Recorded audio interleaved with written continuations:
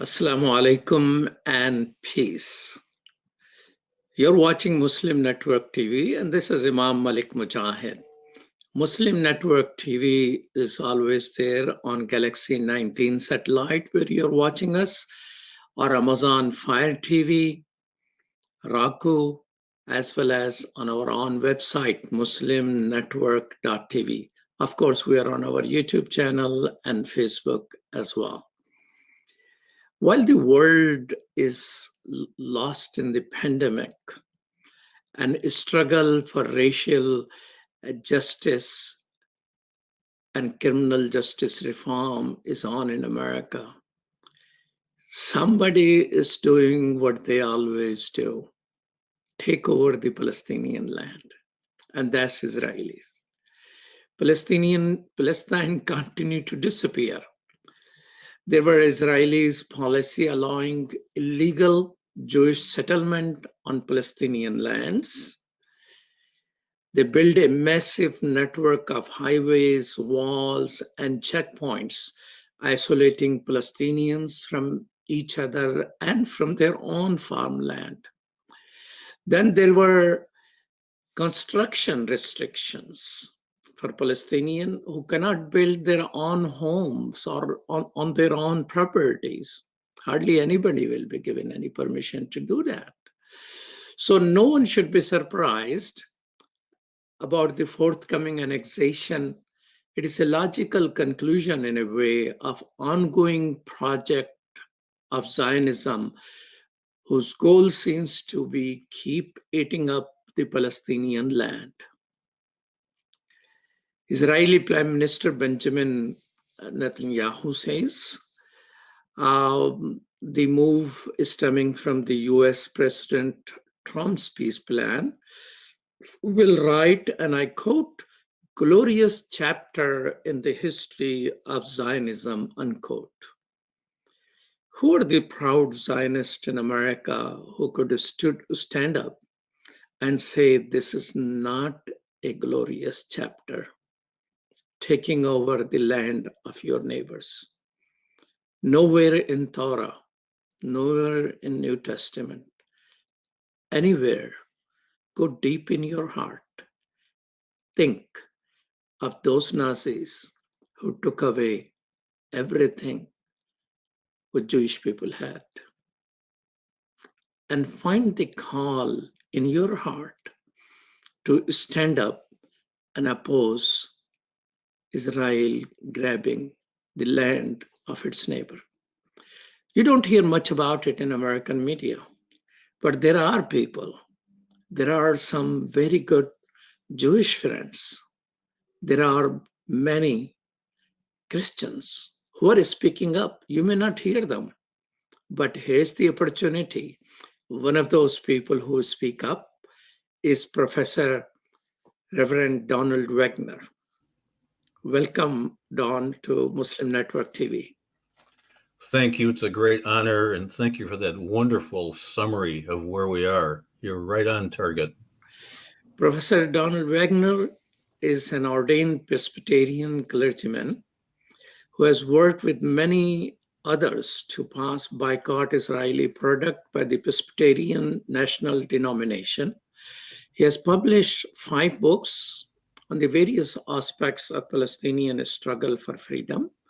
That includes critique of Zionism, challenging Christian Zionism, and on Palestinian human rights. He's a former professor of Middle Eastern Studies at North Park University in Chicago. And 2 years ago, he retired as the National Program Director of Friends of Sabeel North America, which is a Palestinian Christian solidarity organization. Donald, you keep saying that you're retired, but each time I call you, you're on Zoom with Palestine, doing something for Palestine. What is your retirement about? Yeah, retirement is mostly about Palestine. Okay. And my wife is Palestinian, so we do this together. All right. Many others. So when was the last time you visited Palestine? Linda and I were there in December. We went to 2 conferences, Sabeel, which is from my former organization. Their headquarters is Jerusalem. They had a conference on Palestine and human rights. And then Kairos, which is a coalition of Christian Palestinians based in Bethlehem. They hosted a conference. And then we tried to work on my wife's land. Her family's from Petunia, and the Israeli settlement has confiscated 2 of the best parcels. And it's an Area C, so it would be slated for annexation. So that's why we were there. So you were in the real midst of the thing which is going on. So share us any update about the illegal annexation of illegally occupied West Bank. Yeah. Well, I think we should be reminded this is not the first annexation. I mean, a lot of the media acts as if this is the first and only.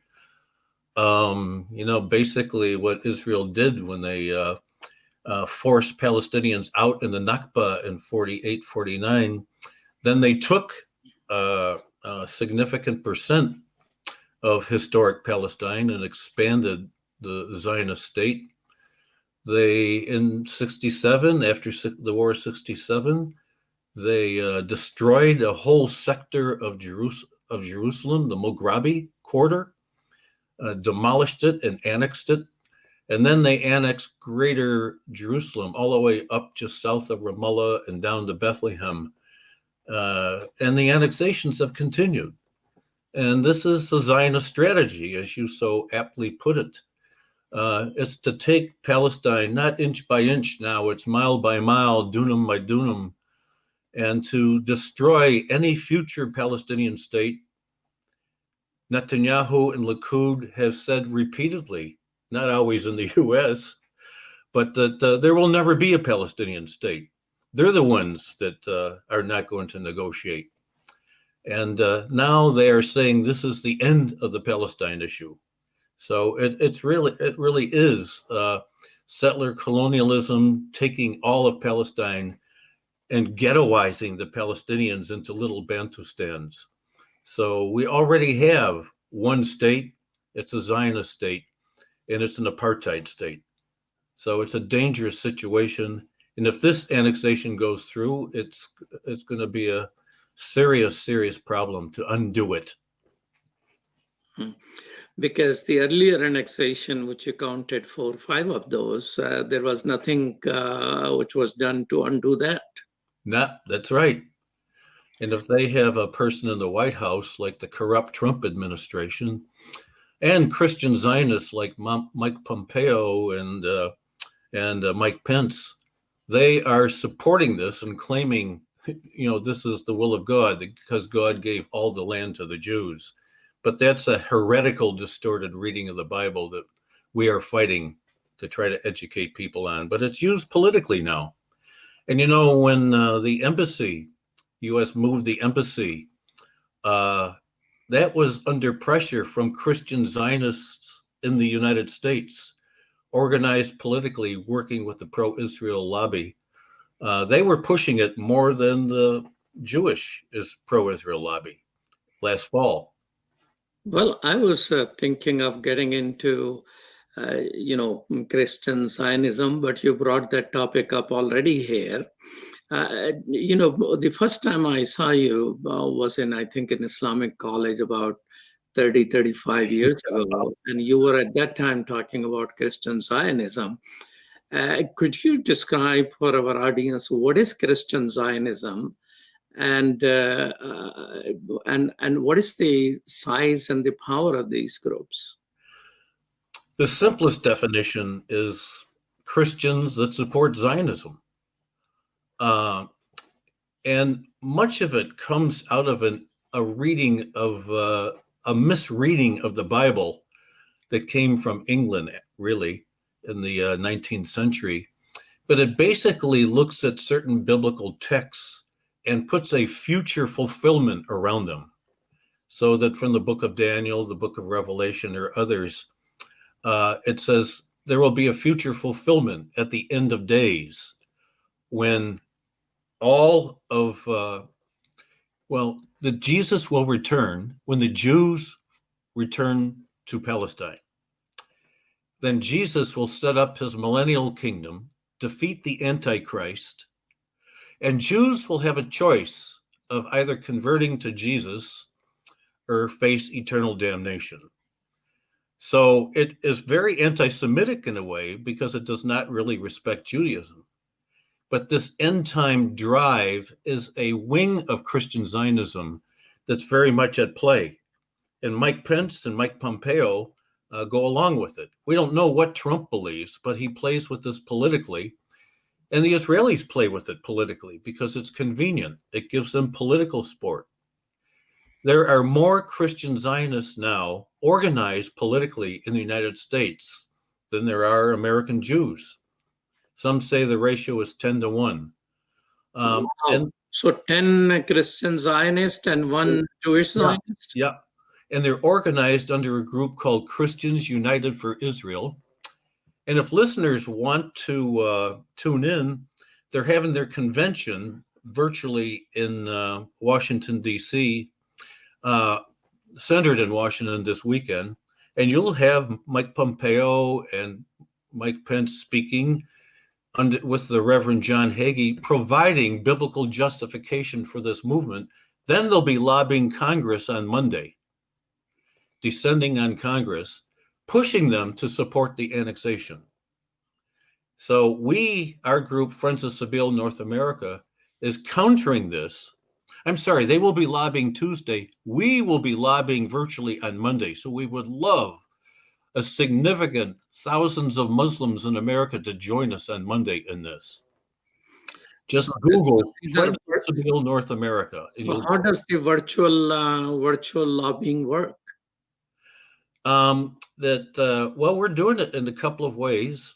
We're telling people to get online and here are your sound bites. Here's what we want you to say. Oppose the annexation. Begin to work fully for peace. Recognize Palestine. And we're asking people to make little video statements and then send that video to your senators and your representative. With that kind of a statement, we're hearing that they pay more attention to that these days. So anyway, that's what we're doing on Monday.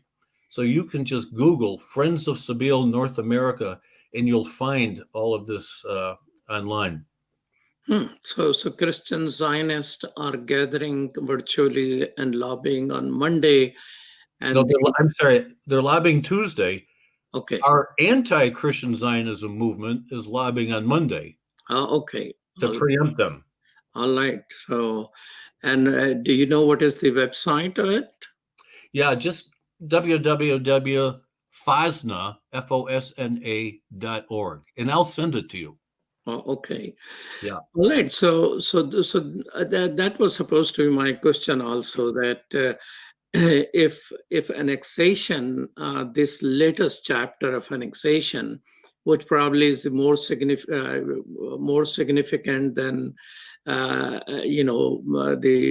last few steps after. Don't you think after Nakba this may be the most significant annexation? Yeah, absolutely. I mean, this is going to take the Jordan Valley, which is the breadbasket of the Palestinians. They rely on this, for their food tremendously, and Israel's had their eye on it. It's going to take a lot of the land. Well, Area C surrounds the settlements, but most of the water resources are in Area C. So they're going to annex that. So water will be less available, and it'll basically just surround the little Palestinian towns, but also the major cities with a controlled area, a military controlled area. So this is settler colonialism on steroids. And this will be very, very problematic. So is it already sure that it is going to be Jordan Valley? I mean, have they made any announcement? They haven't made it clear, but it probably will. And some of our Palestinian analysts are saying Netanyahu sees the opposition. The European Union is screaming. A significant group of rabbis, Jewish professors have sent petitions. There's some opposition from even the Democrats in Congress, but none of them have teeth in it.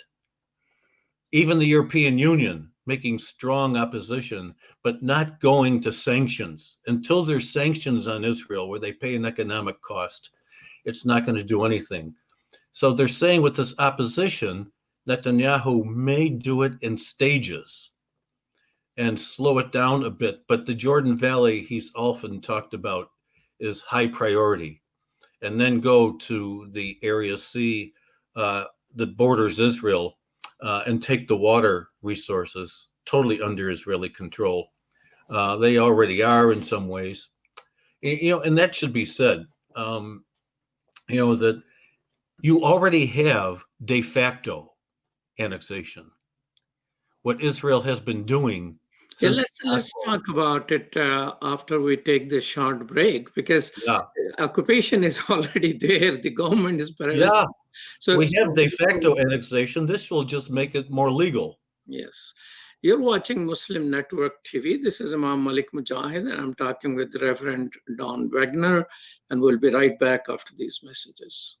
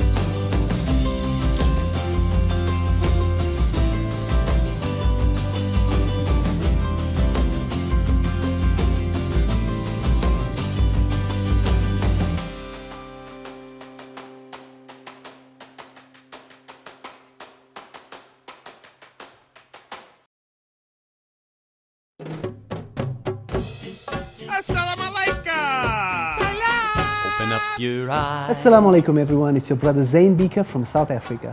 One of the first educational programs ever produced for Muslim children was the ever popular Adam's World series.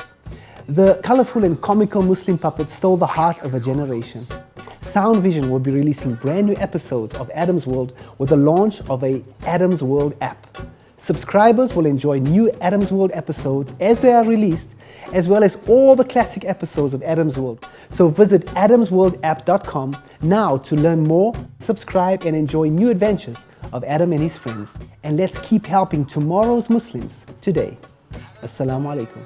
It's Adam's World. Believe me, there's a lot to see. Bismillah, let's explore.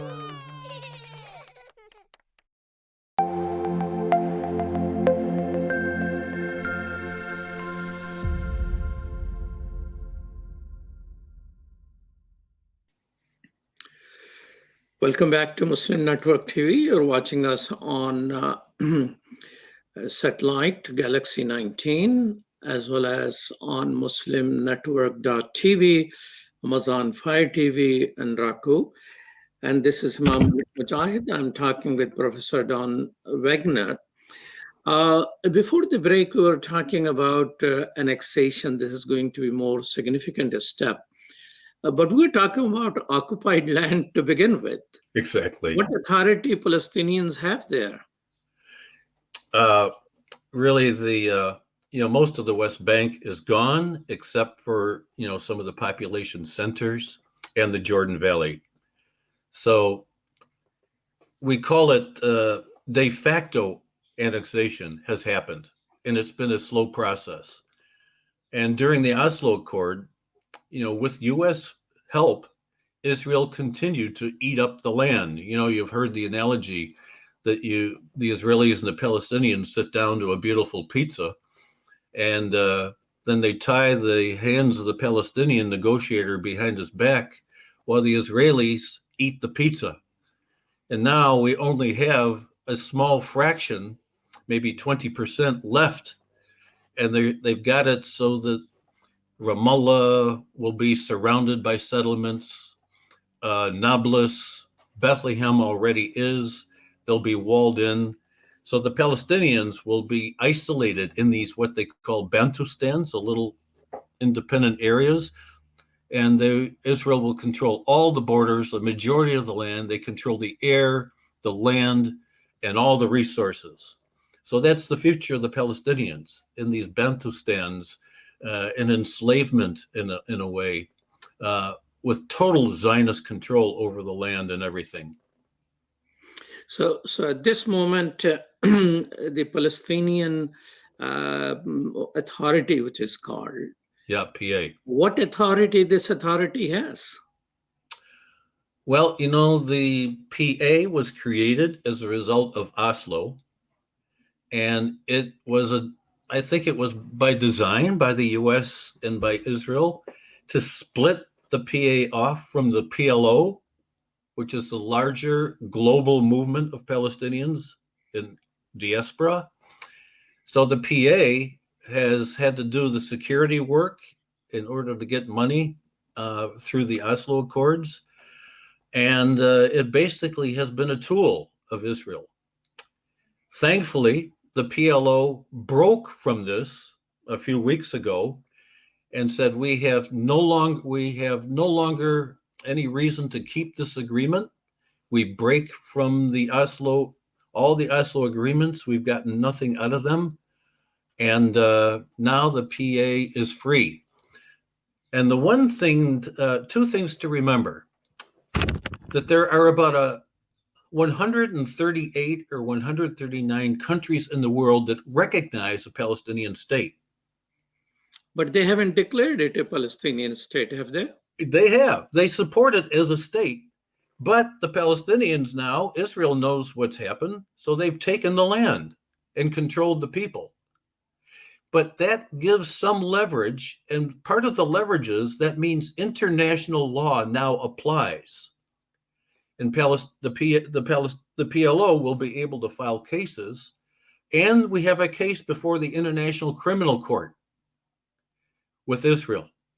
And if that can go forward under US and Israeli pressure to kill it, that gives some leverage to begin to move.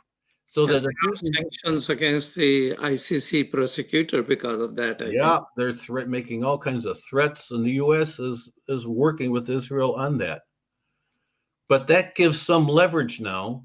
And now if the PLO can begin to organize itself and move and organize the people to work in resistance diplomatically and then through the courts and put pressure on the European Union for sanctions. We need global sanctions now to put economic leverage on Israel. And I think that's one of the main things that has to happen now. So, I mean, as a process of those eating a bit here and a bit there, Palestinians are never granted, in hardly any time they are granted a permit to build their own houses on their own property. No, they're not. Israel have to grant that permit. So if Palestinians have declared a state, why that state does not grant those Palestinian right to reconstruct their own home on their own property? Simply because the Palestinian Authority and the PLO have no control over the land. And you have the superpower Israel who has all the controls. And so remember that they have declared that they no longer abide by the Oslo Treaty. Right. So theoretically they're free, and theoretically they can start, because one of the major issue for Palestinian, a friend of mine told me when they were, who became refugee 3 times through Nakba and later on, that his mother kept the property document under her shoes, so Israelis don't take it away from her. And they lost those papers. So papers are a big deal, right? We see now the the genocide in Burma of Rohingya people. Mm, I mean, their documents were taken away, and then they say they are illegals yeah, and thrown out, and they cannot go back until they prove they are legal, and they cannot prove that legal because they took away the papers. yeah.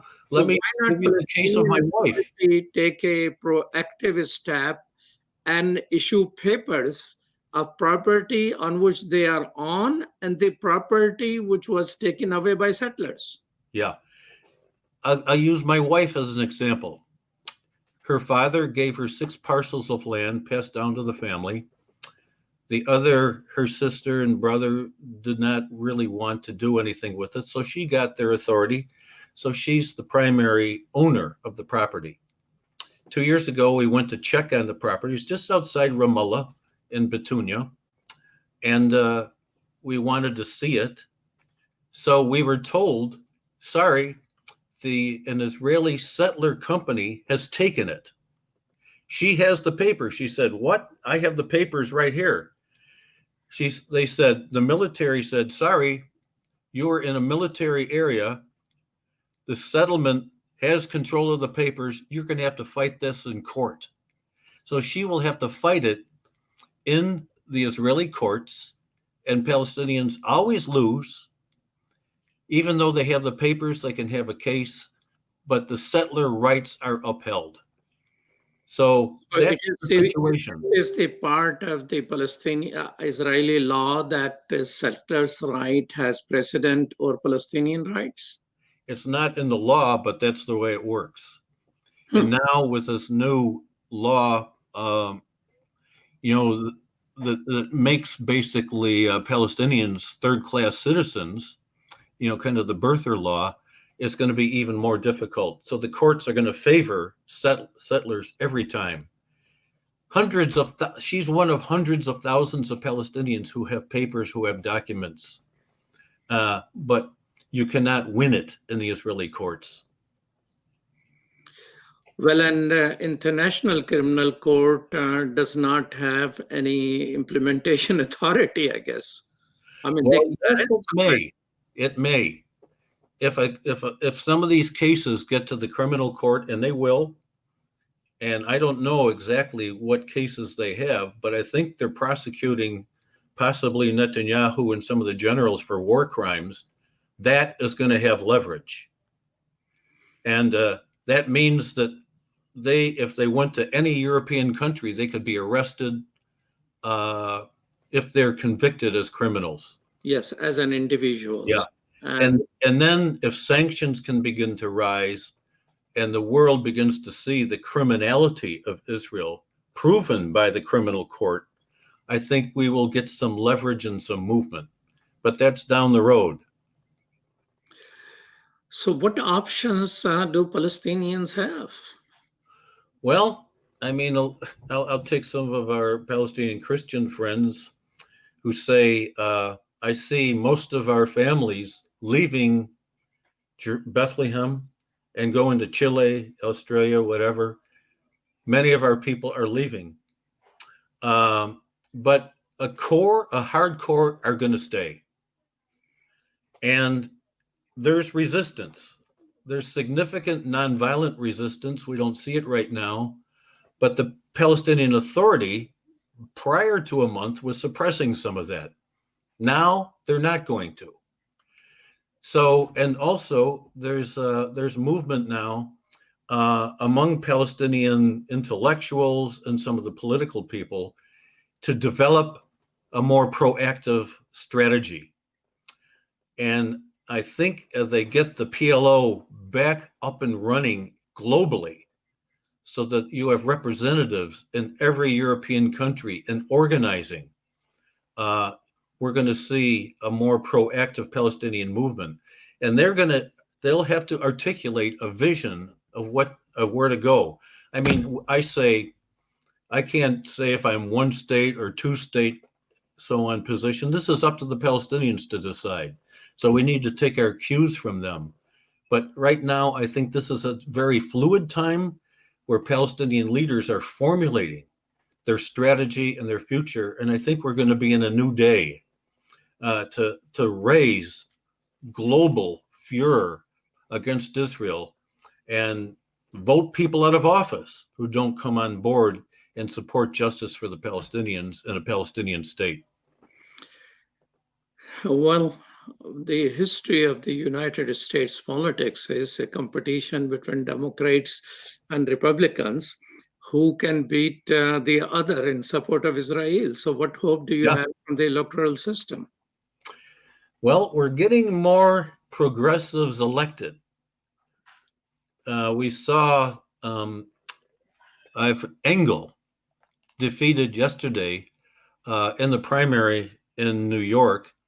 He has been one of AIPAC, the pro-Israel lobby's favorite congressmen for 16 years. He was defeated by an African-American principal of a school in the Bronx who supports Palestinian rights. Here in the 3rd District in Chicago, Representative Lipinski was defeated in the primary. He was a major supporter of Israel. And the new progressive person, Marie Newman, who we hope will win in November, understands Palestine. And there's movements in Congress. Israel detains an average of 2 Palestinian kids a day in prison. And there's now a bill in front of Congress, Bill 2407 in the House of Representatives, to link U.S. military and foreign aid to Israel on Israel's human rights performance. Thus far, there haven't been that many who have signed on, I think maybe 30. But if more progressives, and they will be elected in November, and this will be a way to put leverage on Israel, even in the United States, in the Congress. And that's to link human rights performance by Israel to U.S. foreign and military aid. And it's actually on the bills of Congress. The Leahy Law of 1976 is that you cannot violate human rights and receive U.S. foreign and military aid. But the lobby has, prevented that being used. Now, I think we are going to begin to see that come into play. Well, I always like to hear and talk to hopeful people. That give me hope when I meet some hopeful people. You're watching Muslim Network TV. This is Imam Malik Mujahid on Mujahid Talks. And with me is Professor Don Wagner, who I have, as long as I have known him, he's talking Palestine or Christian Zionist, and we will talk about Christian non-Zionist when we come back after this. You're watching Muslim Network TV on Galaxy 19 satellite, Amazon Fire TV, Roku, as well as muslimnetwork.tv. We'll be right back after these messages.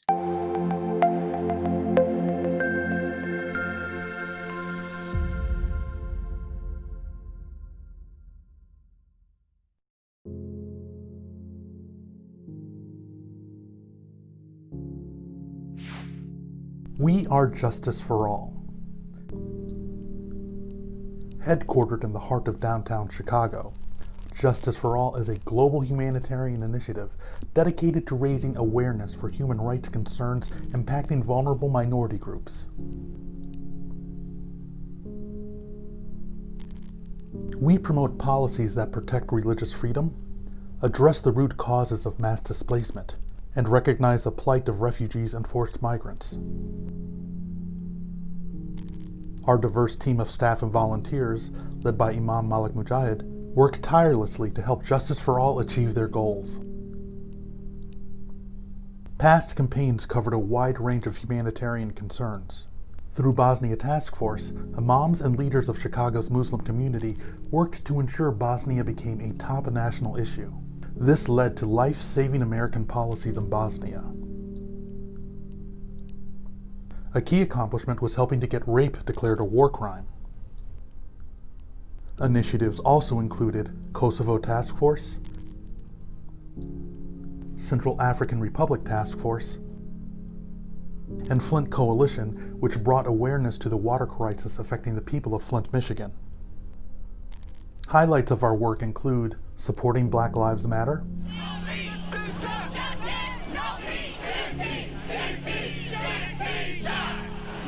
Parliament of the World Religions, addressing climate change. So wasteful consumption starts the ruthless production, and that's where we need all the fossil fuel in the world.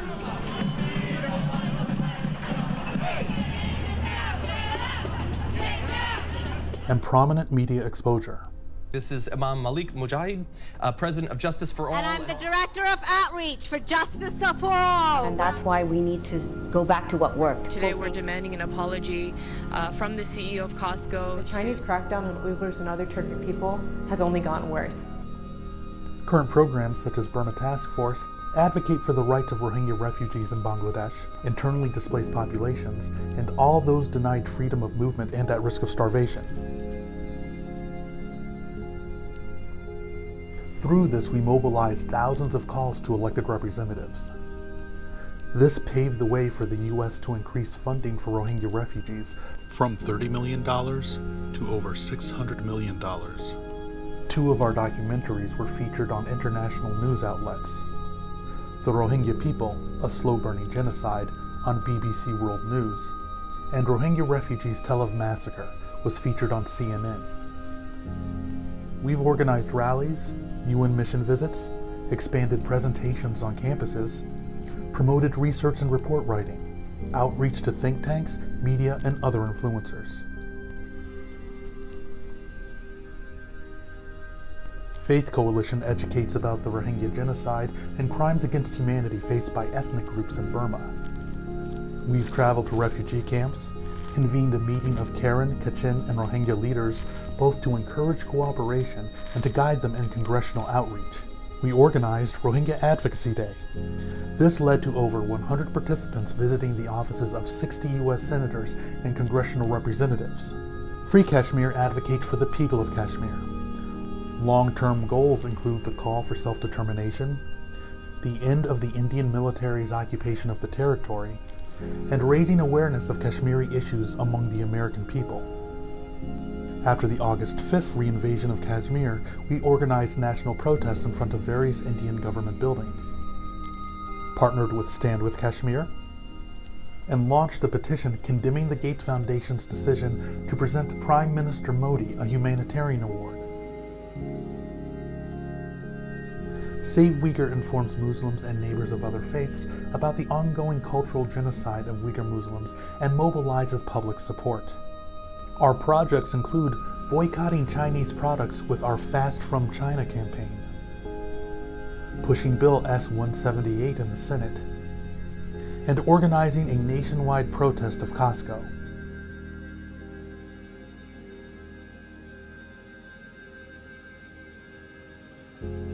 Together, we can continue to stand up for justice. Justice for all.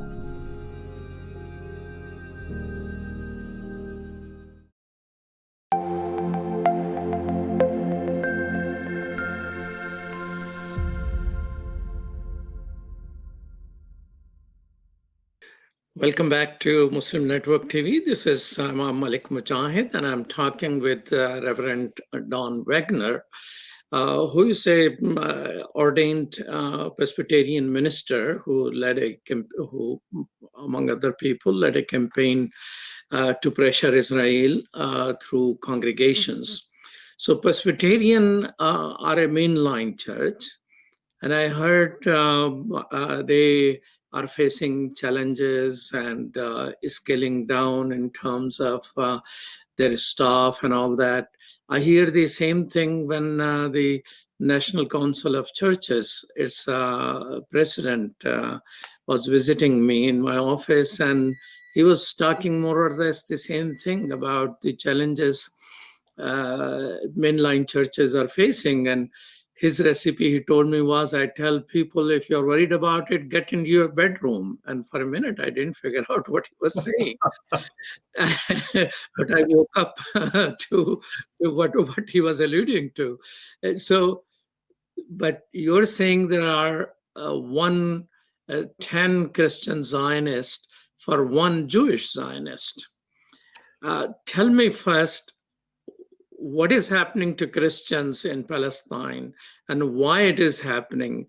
And how many Christians in America know what is happening to Christians in Palestine? Yeah, this is a tragic and largely untold story that many of us have been trying to tell, and the Palestinian Christians have been trying to tell, and Muslims are helping us.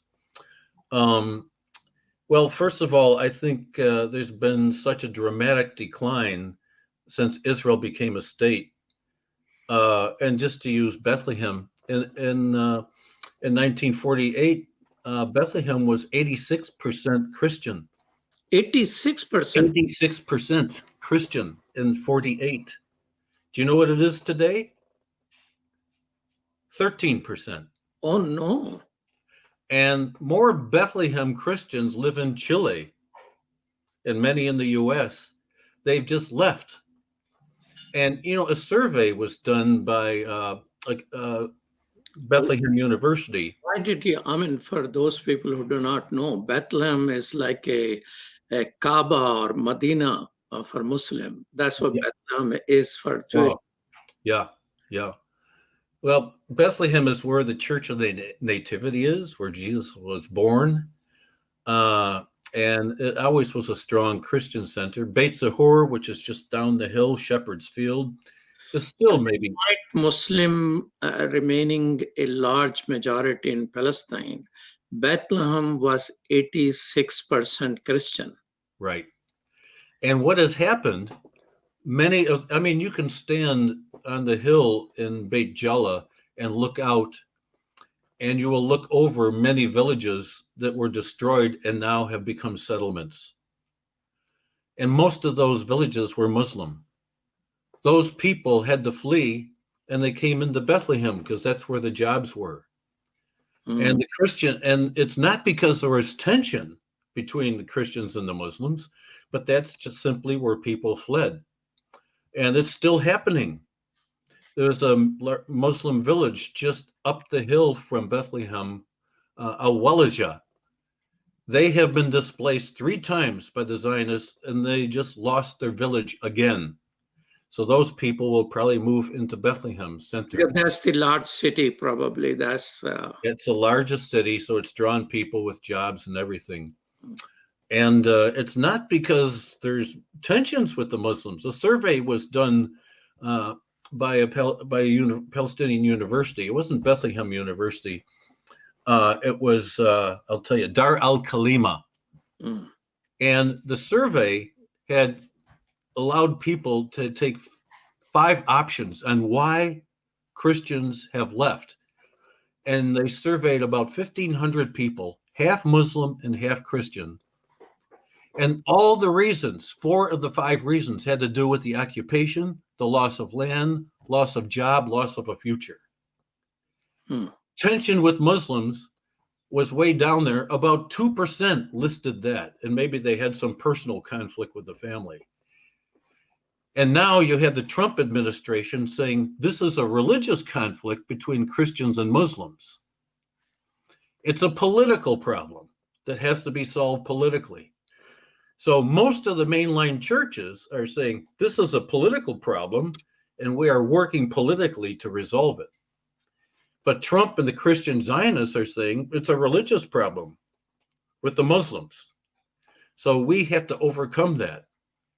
And so we have probably there's 10 denominations like Lutherans, Episcopalians, Presbyterians, United Church of Christ, who are on board with a progressive approach to Palestine as with a political solution, and support legislation in Congress to try Israel for violations of human rights and cutting aid. Most of these denominations support BDS, and we get attacked for that. But we're standing firm. And these are the people that we want to work with Muslims on, and progressive Jews like Jewish Voice for Peace and Rabbis for Human Rights. So I think we will see, hopefully, a new movement developing that'll be much more aggressive to offset the power of the Christian Zionists. And if we can do that, we'll encourage some of these Palestinian Christians to stay, and work with their Muslim brothers on a new Palestine. But it's a real uphill battle. So, what are the means of communication for Christians who are pro-Palestine in the United States? Why Christians, by and large, don't know? Because the mainstream media, I mean, I Google Palestine and different things this morning for the news, and there is hardly any talk about these issues. So what is the alternate media which Christians like yourself use in the United States to connect with other Christians that what is happening to Christians in the Holy Land? Well, a lot of it is social media, but there are some sites, Truth Out, and there's a number of blogs. Mondo Weiss is very good. Electronic Intifada, and these issues can be covered there, and Israel does not control them. You won't find CNN, the most progressive MSNBC, they barely touch this, whether it's Christian or Muslim or anybody. But I think we are in a time with significant change, and we're trying to work closely with Black Lives Matter, with the Hispanic Latinx movement. So there's a whole new movement of many young, aggressive, progressive Black clergy, Muslims, young Muslims from AMP and others, Sound Vision, that's emerging. And this is the wave of the future. And I find this is what gives me hope. Some of us are now dying out, we're moving on, but if we can support these young voices and work intersectionally, that we work on police reform with our Black Lives Matter friends. They then come in turn and work with us on Palestine. That's already happening. So through social media and some of the media available to us, I think we're going to make a difference. Well, it makes me feel young when you mention young people and Sound Vision together. But Sound Vision as a means of communication does, hope to have these voices, although we are not an organization dedicated to this particular cause. But human rights and justice, peace, fairness, and equity, we consider core of our faith. Yeah. And God Almighty has told us in the Quran that He sent all the prophets, including Prophet Muhammad, peace be upon him, for one purpose, to help people stand up for peace, justice, fairness, and equity. So I think you as a Christian probably are motivated with similar teachings. But why Christian Zionists are unable to open their hearts and ears to this particular information? Yeah, this is the great puzzle. And there are answers. I grew up as a Christian Zionist. My family, many of them, I can hardly talk to my sister about some of these issues. We have to put it aside. She and her husband are Trump supporters, but slowly I'm trying to open her mind.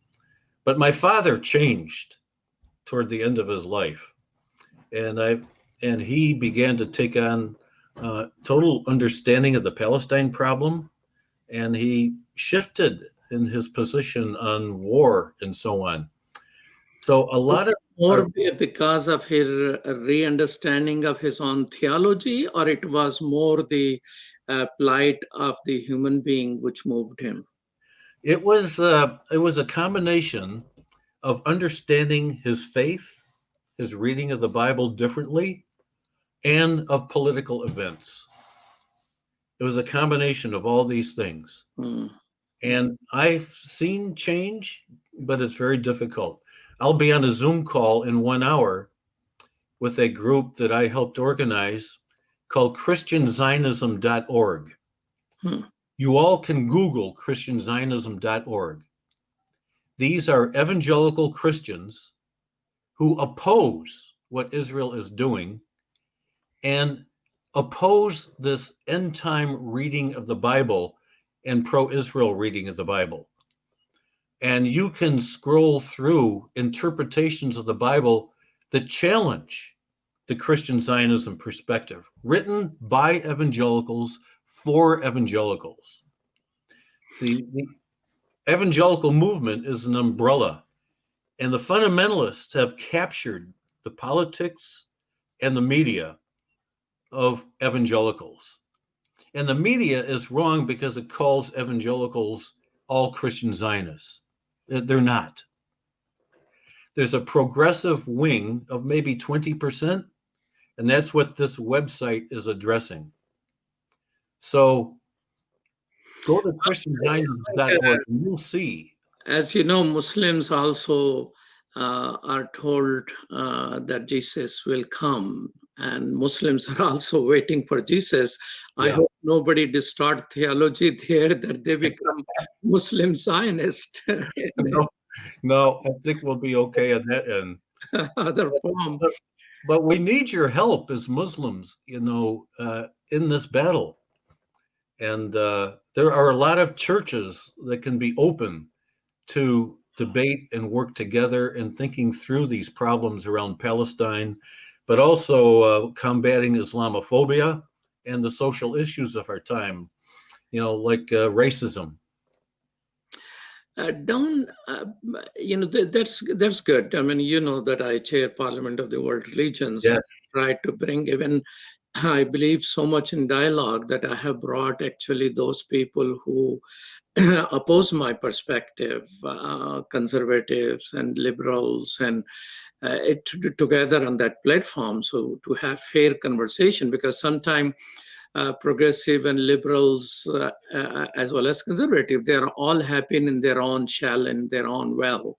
Yeah. So I try to bring these people together. But let's talk a little bit in a few minutes, which we have, about the Palestinian refugees. You mentioned to me there are more Palestinian Christian in Chile than there are in Bethlehem, where there used to be 86% and now 13% left. And, plight of Muslim Palestinian is not much different.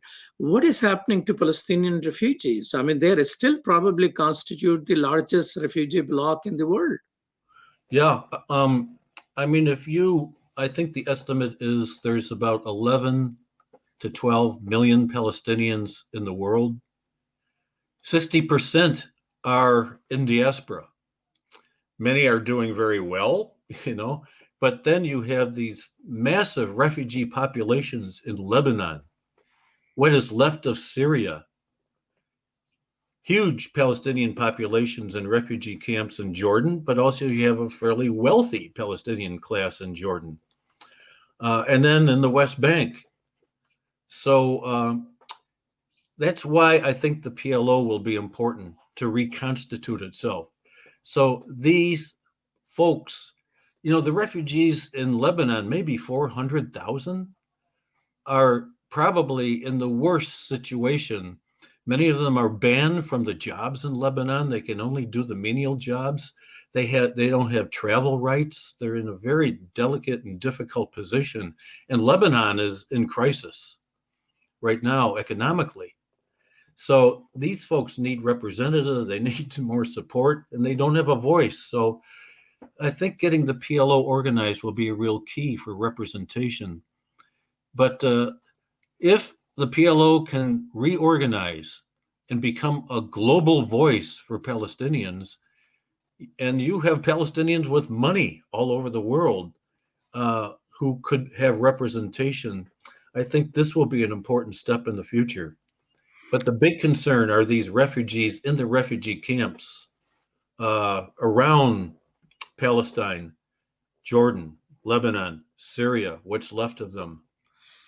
Don, I like your hopefulness, and I like you mentioning the rich Palestinian and millionaires, and I don't know who they are, but are they really connected back home? Do they really care for Palestine? I remember, a whole lot of businesses, in Chicago and here who are Palestinian.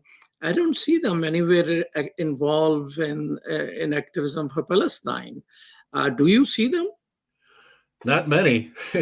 I've always been trying to find them. Are they less hopeful about Palestine than you are? Yeah, maybe. But I think there's now more of an attempt to organize them. You know, the Palestinians have been fragmented for so long. People are. I mean, I work with the Rohingyas and Uyghurs and Kashmiris and Indian Muslim, the minorities and the oppressed people. You know, maybe there is some psychological theory of trauma, but I do find them fragmented, disorganized. Yeah. I mean, they've been fragmented politically, Fatah, Jabhat Shabiya, and Demokratia, you know, also fragmented in terms of geographically in different places. But you know, there are many who give in their own way. They support their families. A lot of wealthy Palestinians just pour their money into their families. I know a lot of the Petunia people are helping Petunia and give big time. You know, wealthy Palestinians are helping Petunia build up again and contribute. So many give in these ways. But I think there needs to be a rechanneling to help us politically so that we can really have more support. You know, there's a wonderful group called Palestine Legal here in Chicago. That'd be a great interview. Dima Khalidi, daughter of Rashid Khalidi.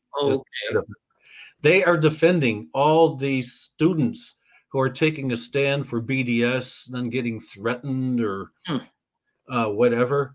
They need money and support. I try to give to them, but I'm poor.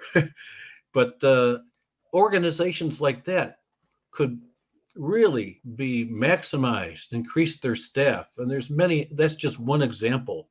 American Friends Service Committee, you know, if we can get more funding for some of these local committees to lobby and put pressure on, we haven't been able to do that. So I hope that will come as people see that, you know, we can have some movement on Palestine in the next few years. Well, thank you, Don Wagner. You are a movement in yourself. You continue to, you know, I don't know whether you're working harder before retirement or after retirement, but you keep working on it. Yeah. And remaining hopeful is one way to get other people excited and hopeful. Now, give me in 1 minute what Americans must do for Palestine and why it is important for you. Well, I think Palestine is a microcosm for all of us, Christians, Muslims, Jews. And it's a microcosm of settler colonialism, championing and defeating justice for indigenous people. So African Americans, Native Americans can see through Palestine a movement. So if we can stand up and defeat Zionism, which is a racist ideology, and defeat racism here, and Zionism is a racist ideology at its core, I think a victory there will give encouragement across the board. But the key thing is we can all work together on this. We need each other. Palestinians alone can't do it. A handful of Christians can't do it. And the disappearing Christians of Palestine need the Muslims to work together. So if we can work intersectionally, we call it, to liberate Palestine, have a Palestinian state, defeat Zionism, and that will free Jews from what Zionism has done to Judaism. Well, thank you, Don Wagner. Thank you so much. You're watching Muslim Network TV. This is Imam Malik Mujahid, and we're always on Galaxy 19 satellite, Muslim Network.tv, Raku, Amazon Fire TV, and many, many other places.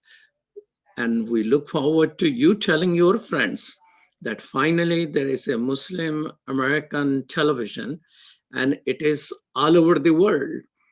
Unless you tell them, they will not find out about it. And we have 8-hour programming repeated 3 times right here on this channel. Thank you. Salam. Peace. Salam. Thank you. Thank you.